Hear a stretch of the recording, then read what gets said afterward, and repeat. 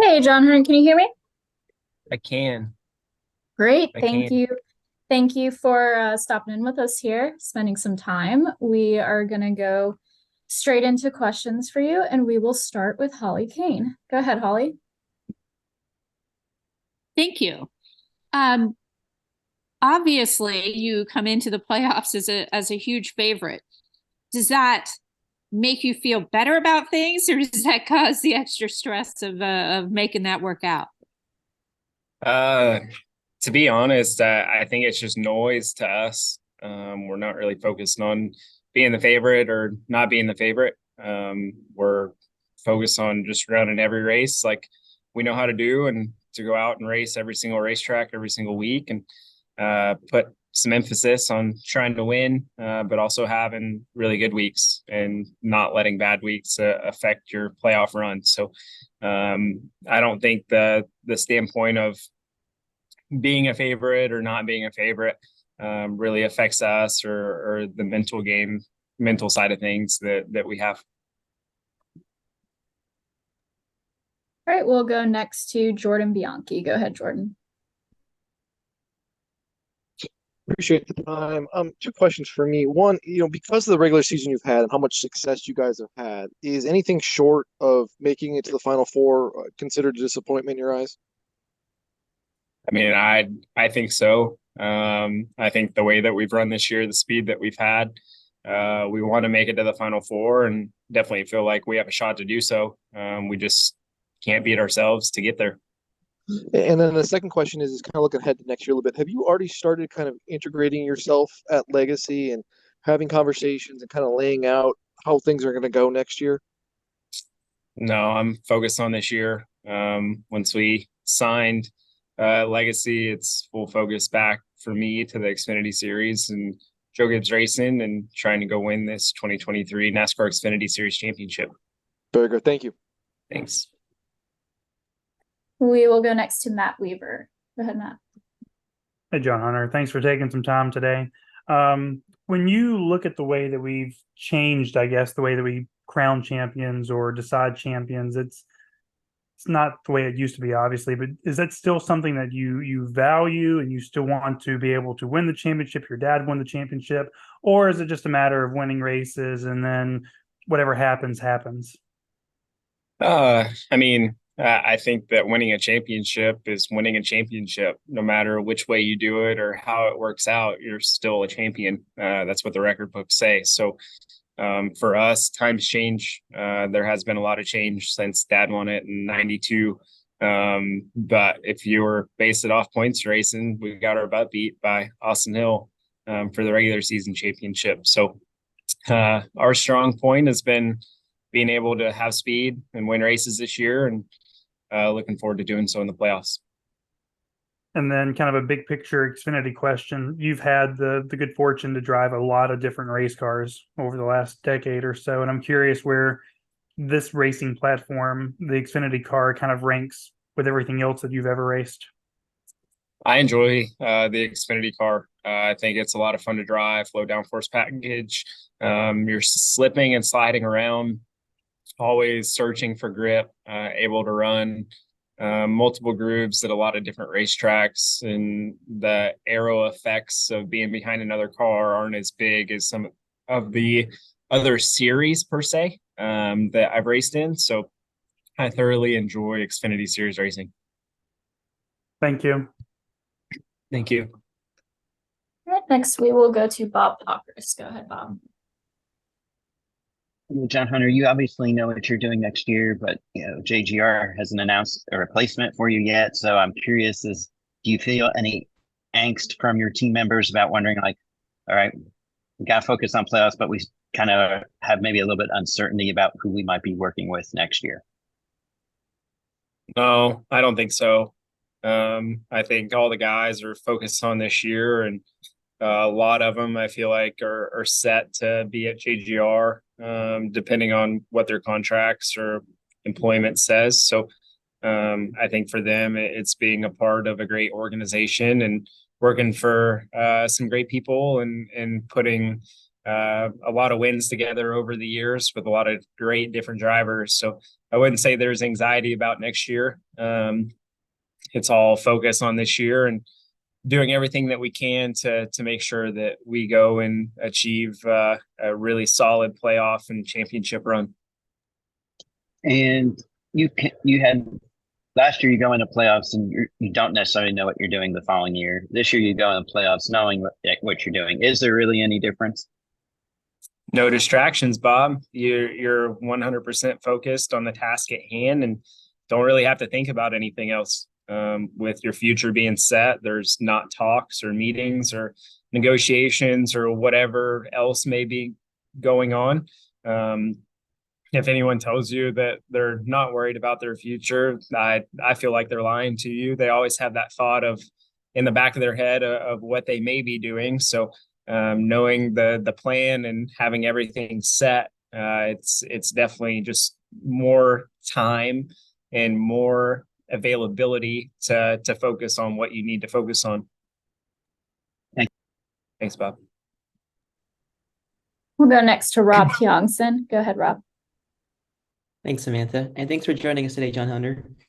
A couple of questions for you. How much has Toyota Racing helped you kind of redevelop the confidence or showcase to folks what you can do in a race car? And kind of piggybacking off of an earlier question, I know you mentioned about how things have changed for your dad since he won the Xfinity Championship in 1992, but what would it mean to you to be the first father and son to win the Xfinity Series Championship? I didn't know that we would be the first, but that's a pretty cool stat. It's super neat to see the father-son drivers that have been able to race against each other or race at the same level that each other have throughout their careers. So for me to be able to go and win an Xfinity Series Championship, kind of like he did, would mean a lot. And to be the first ones to do so would be even more special. So hopefully we can do it. That's what we're here for. We'll see. Appreciate it, man. Good luck. Thanks. We will go next to Shane Connick. Go ahead, Shane. Hey, John. Thanks for taking time with us today. Wanted to ask you, with the news this morning about the Charlotte Roval course going, eliminating, they're going to have stage breaks again. I wanted to ask you, as a driver, kind of what you think of that and how you think that kind of changes the strategy. Well,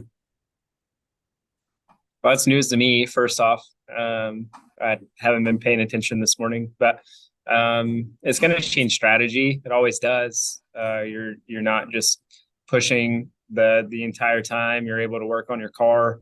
You're not pitting under green. There's a lot of different factors that pile into that. So I don't really think it matters whether you have stage breaks or not. You have to race the race and the racetrack and focus on the best possible outcome. I think it eliminates maybe a little bit of strategy on when you could jump stages and whatnot beforehand with cautions or whatever it may be. But all in all, it's still same hard racing.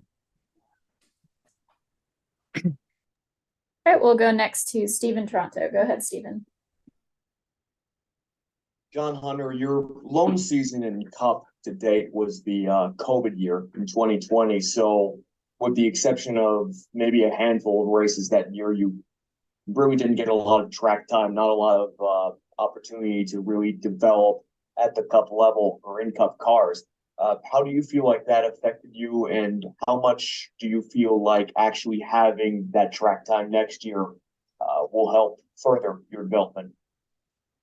I mean, it was hard with no practice and whatnot coming into a new car, different package than I've had ever run. A lot of unknown factors going into it. I feel like we had some really good runs and some okay runs, some decent runs. But I think looking forward to next year, getting in the next gen car again and really going to work and figuring out this car and what it takes to drive it, and having practice. It's not much, but it's definitely better than nothing for a new guy to come in per se, and try and learn.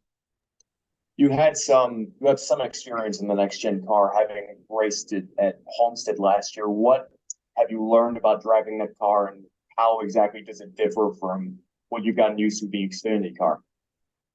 It's way different, all different.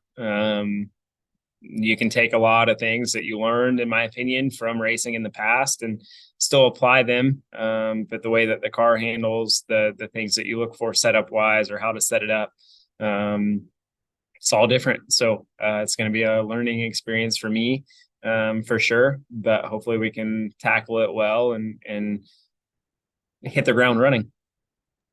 Gotcha. Thanks, John Hunter. Thanks. All right, our next question will come from Mitchell Brewer. Go ahead, Mitchell.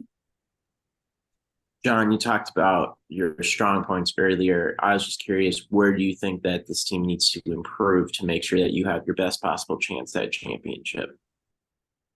Just execute. Road courses haven't been our greatest strength this year. I wouldn't say that they are a worse racetrack, but we've had some really good runs and a couple of not so great runs, but just execution, not beating ourselves, not getting ahead of ourselves, staying in contention every single week. Thank you. Thanks. Matt Weaver, did you have another question?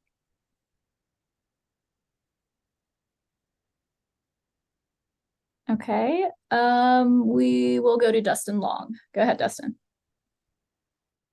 Hey, John, how has having children changed your life? It's changed my life a lot, for sure. The things that you focus on, the things that you used to think were super important aren't as important as what you once seemed. So for me, it's been a lot of growing for myself in a very short period of time. But it definitely makes you think about different situations, and the thoughts that you have towards situations, from dwelling on a bad race. We had a bad week at Daytona, ended up wrecking towards the end of it. Could have had a really good points day and frustrated. You go back to the bus, and first thing Aspen does is give you a hug and says, "I love you." That's it. Smile on your face. It's over. Move on to the next week. Do you carry anything from your kids in the car as a trinket, or has Aspen ever given you anything or anything like that?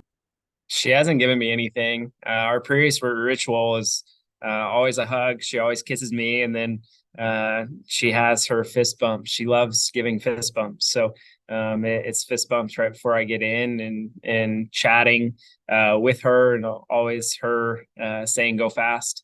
So that kind of sticks with you. When she tells me to go fast or go win, you better go do it. She isn't going to forget. Where'd the fist bump come from? That seems kind of a unique thing for a youngster. Yeah, I don't know. When she was really young, Taylor and I taught her high five, a fist bump, and then like shaking hands and whatnot. And then the first time that she was at the racetrack when we won, we taught her how to hold up ones. So we've taught her a lot from that sense. But for some reason she leans towards the fist bump. I don't know if it's just the pounding of it or what it is, but she loves it. Also, I know you've been in part of the sport forever, but when was the first time you remember going to Bristol and what the reaction was? I'm sure you were there even as an infant, so I know you probably obviously don't remember those, but are there any memories from your childhood of Bristol or anything that stands out, or maybe the first time you even raced there and just what it was like walking into the place? Yeah, for sure. Going there as a kid, I was probably 4 or 5 years old. One of my first memories. We used to race scooters around the motorhome lot. There was a few of us drivers' kids that grew up together and always went to motor racing outreach and whatnot. And then always singing the national anthem at the fall race at Bristol. That was kind of iconic, and being a part of motor racing outreach there. And still doing it to this day. So that's pretty, but as racing there, I was the first 16, 17. Man, walking into that place, it's amazing. You don't really know what to think as your first time going in there. But with the stands filling up, the energy, racing underneath the lights and the truck series, super unique, super special. Probably one of the coolest venues that we still go to from an energy standpoint. And it's not your typical short track, that's for sure. So you did do the anthem with the MRO kids? I did. So what do you have? What was that like? Or do you remember anything about that? Because I can't imagine as being a young kid and being in front of so many people and people standing in front of you, or maybe you don't remember, but maybe you've seen the video that somebody. I'm assuming there's video of it. What's it like to see little John singing the national anthem at Bristol? I don't know if it's a good thing or a bad thing that there's a lot of young child or baby pictures of me floating around from being at the racetrack, but singing the national anthem with MRO, I always remembered rehearsals went great. No one was afraid of anything. And then we would get out there and to go sing, and everyone was kind of super quiet at first, and then it got louder, and then it got quiet again. So it was a very fun thing to be a part of, and something from a tradition standpoint that MRO and NASCAR and Bristol Motor Speedway have kept going for quite some time. So I think it's really cool that I was able to be a part of it, and now growing up and having kids, for them to be a part of it one day is something unique and special as well. And one last question: Aspen's probably still too young to do it just yet, right? Or would you do it this week? She would do it this week. I won't be there for the cup race this week, or she would do it. So going back cup racing next year, she'll be there. Thanks a lot. Appreciate it. Thanks. All right, John Hunter, thank you for joining us this afternoon, and we wish you the best of luck in the playoffs. Thanks, Samantha. Thank you, guys.